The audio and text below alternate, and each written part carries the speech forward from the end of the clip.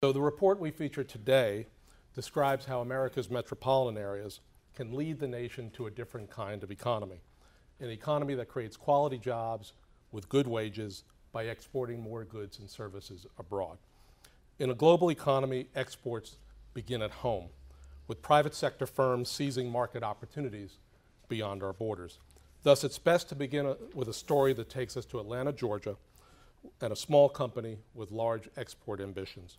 The company is Suniva. The products they make and sell are high-efficiency silicon solar cells and high-power solar modules. Between their founding in 2007 and the end of 2009, they racked up nearly $1 billion in orders from India and Europe.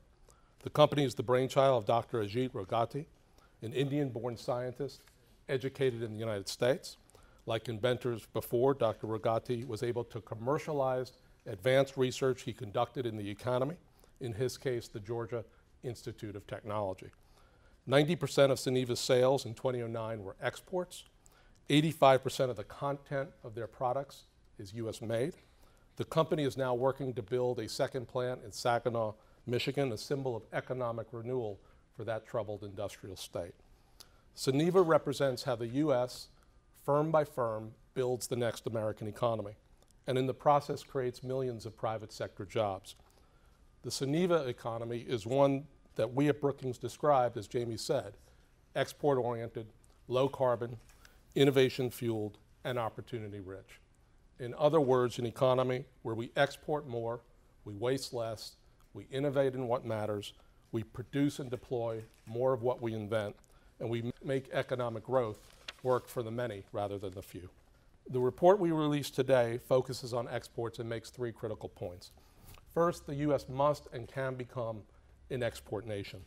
This is a recipe for a job-filled rather than a jobless recovery, and a vehicle for raising our standards of living, tapping new sources of global demand, and bringing balance back to our economy. Second, U.S. metros will be the vanguard of national export growth. These places here and abroad are the hubs of trade, commerce, and migration, and the centers for talent, capital, and innovation. They are the path to an export nation. Finally, we must connect the macro export vision to the metropolitan export reality, the macro to the metro. For too long, export policy has been narrowly confined to macro levers, like currency exchange and trade agreements. It is time to boost exports through broader federal, state, and metropolitan interventions on innovation and infrastructure, education and immigration, trade promotion, and cluster expansion. This is a competitiveness agenda designed to improve the quality of the goods and services we produce in the United States and better connect firms and the goods and services they produce to global markets. Now, I've already used the word export 14 times in the last 2 minutes, which leads to an initial question, what's an export? Now, people typically think of exports as goods that are manufactured here, put in a box, and placed on a ship that takes them to foreign markets. Now, that's only part of the story and overlooks the growing importance of service exports. When a US firm designs a building in Shanghai, that's a service export. When a foreign student pays tuition at an American university, that's a service export. A service export can include a tourist from abroad paying to see the sights in New York. And it includes royalties for American movies and music that are consumed abroad. Now, given that broad definition, let me begin by offering a vision for an export nation. This is a vision where more firms in more sectors trade more goods and services seamlessly with the world, particularly with the rising nations that are rapidly urbanizing and industrializing. President Obama embraced this vision in his State of the Union when he called for a doubling of exports in 5 years. The departure from the current order of business cannot be starker. The American economy has become dominated by imports rather than driven by exports. In 2008, according to the Economist Intelligence Unit, total exports made up only 13% of the GDP of the US, compared to 36% in China, 35% in Canada, 24% in India, and higher levels in Japan and Europe. Exporting has become almost an unnatural act in the United States. Incredibly, according to the Department of Commerce, less than 1% of American companies export. And of those that do, less than half exported to more than one country. The movement of freight in the United States is compromised, undermined by an infrastructure that is third class and transport networks that are clogged and congested. Now, all of this is true and sobering, but there's a cultural dimension to exports which often gets overlooked. Americans don't get out much. We are remarkably insular, despite being a demographically blessed nation with a growing and diversifying population. Half the population thinks the U.S. should mind its own business. Remarkably, 72% of U.S. citizens don't even have a passport. So can we get back into the export game? We think the answer is decidedly yes. The U.S. still manufactures a range of advanced goods that the rest of the world wants: aircraft, spacecraft, electrical machinery, precision surgical instruments, high-quality pharmaceutical products. The U.S. is also the world's largest exporter of services. We already have a trade surplus in commercial services, $152 billion in 2008, and are poised for a quantum leap in exports in sectors such as education, healthcare, business and management consulting, and architecture and engineering. The consequences of shifting to an export-oriented economy are profound. In a jobless recovery, growing exports means more jobs. The administration has estimated that doubling exports will generate 2 million new jobs. We think that estimate is exceedingly conservative, and that the real impact could be much higher, 3, 4, even 5 million new jobs. In an economy polarized by income, growing exports means higher wages for more workers. Research shows that exporting firms pay workers more, and export-intense industries are more likely to provide health and retirement benefits.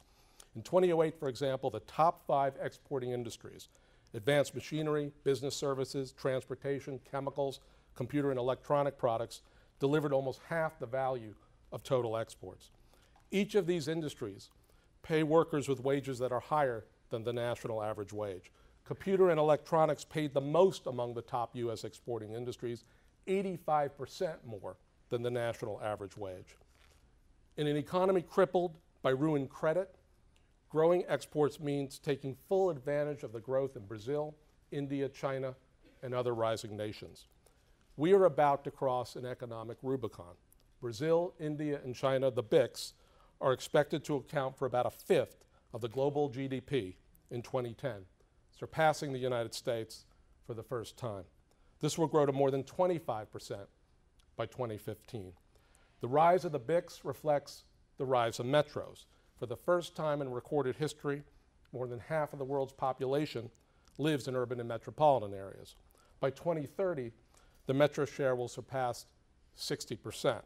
Across the globe, metro economies are driving demand for increased trade and commerce, only temporarily abated by this downturn. The rise of the BRICS also reflects the emergence of a global middle class. According to a recent Brookings study, the middle class spending of the Asia-Pacific region alone will increase from 28% of the world total in 2009 to 54% in 2020.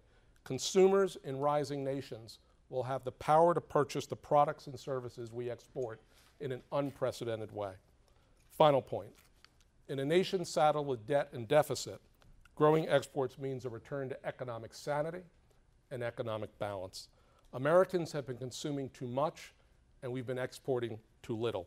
Over the last 30 years, the U.S. share of domestic GDP attributable to consumption has risen by 7 percentage points. In other G7 countries, Canada, France, Germany, Italy, Japan, the United Kingdom, private consumption has stayed at a constant share of GDP. Exports pose a very different, disturbing picture. Exports as a share of GDP rose by almost 7 percentage points in other G7 nations, while barely budging in the U.S. This pattern of failing to exploit market opportunities abroad while living beyond our means at home is simply unsustainable. It contributed in no small measure to the bubble-bursting economy of the past decade, as foreign resources helped overstimulate the U.S. housing market. It is time to change, and it is time to make exporting a central narrative of America's economic renewal. So here's our second proposition. Metros will be the vanguard of national export growth. Any growth in exports, doubling or not, will begin with our major metropolitan areas. Here's the real heart of the American economy. 100 metropolitan areas that, after decades of growth, take up only 12% of our land mass, but house 2/3 of our population and generate 75% of our GDP. These communities form a new economic geography, enveloping cities and suburbs, exurbs, and rural towns. Our report shows the extent to which these top 100 metros in the aggregate drive U.S. exports. In 2008, they produce an estimated 64% of U.S. exports, including 75% of service exports and 62% of manufactured goods that are sold abroad. Incredibly, the top 100 metros even produce 25% of America's agricultural exports and almost 1/3 of oil, gas, and mining exports. Top 100 metros dominate 7 of the 10 largest U.S. export sectors. This includes 68% of chemical exports, the top U.S. export to Brazil and India, 76% of computer and electronic goods exports, the top U.S. export to China, and 80% of business and professional service exports, the #1 U.S. service export to China. Now here we're talking about goods and services produced within the top 100 metros, but these places also play another critical role in trade. They are the nation's logistical hubs, concentrating the movement of people and goods by air, rail, and sea. The metro economies, of course, do not exist in the aggregate. They have distinctive starting points, and they vary considerably in the export prowess and intensity. Our research digs deep to profile the export potential of each of the top 100 metros. Here's what we find. The nation's 4 largest exporting metros, New York, Chicago, LA, and Houston, are supersized performers, exporting more than $50 billion apiece in 2008. Other major metros, Dallas, San Francisco, Boston, Philadelphia, Detroit, and Seattle, are also global players, exporting more than $24 billion apiece that year. These 10 large metros generated 43% of the exports of the top 100 metros and 28% of all national exports in 2008. This is not just about the large metros. As we see here, a different group of smaller and medium-sized metros are dependent on exports in ways that larger metros are not. Exports contributed more than 15% of gross metropolitan product in these 10 U.S. metros. Now, the power of these places is the power of agglomeration and the power of networks. Let's take Wichita, for example. Wichita is the nation's most export-intense metropolis, with 28% of its metropolitan output coming from exports. Transportation equipment drives the lion's share of Wichita's exports, with more than 65% of that metro's exports coming from the sales of aircraft and aircraft parts. Jobs in the transportation sector pay well, more than $61,500 on average, significantly higher than the average national wage of $45,500 and change. In total, exports are responsible for 22% of total employment in that area and 71,000 jobs. The Wichita sector represents a well-tuned network of public, private, and nonprofit firms and institutions.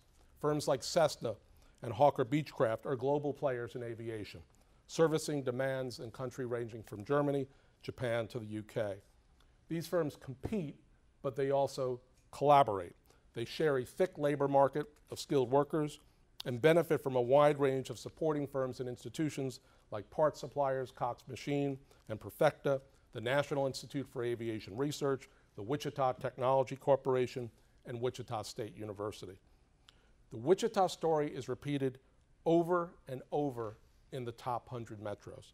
Now, we've prepared export profiles for each of these places, which are available on our website. And these specific profiles illustrate the general proposition that metros are the vanguard of national growth. So that leads to the final proposition. The U.S. must connect its metro export or macro export vision to metro economic reality, the macro to the metro.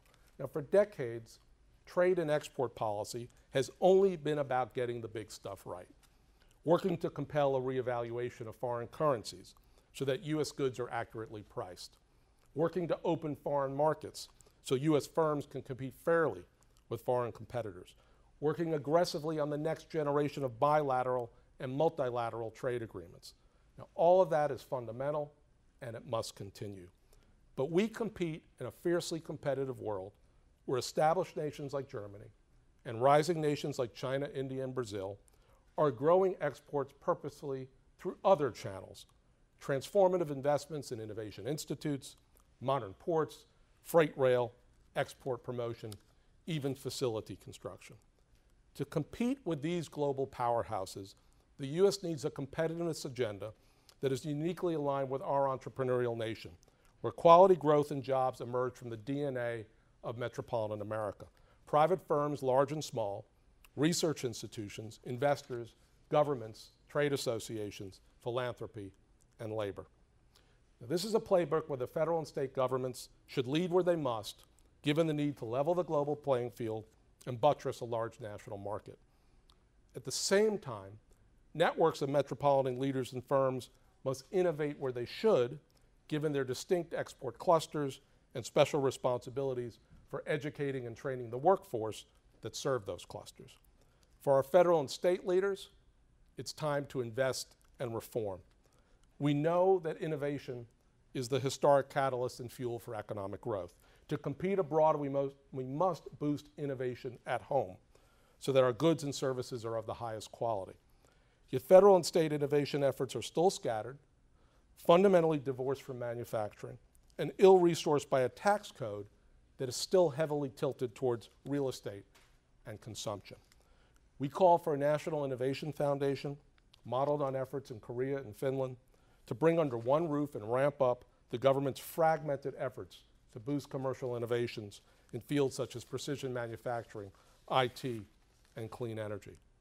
Now, beyond innovation, we must focus on connectivity, linking firms and metros to markets around the world. The global connectivity requires a national freight strategy.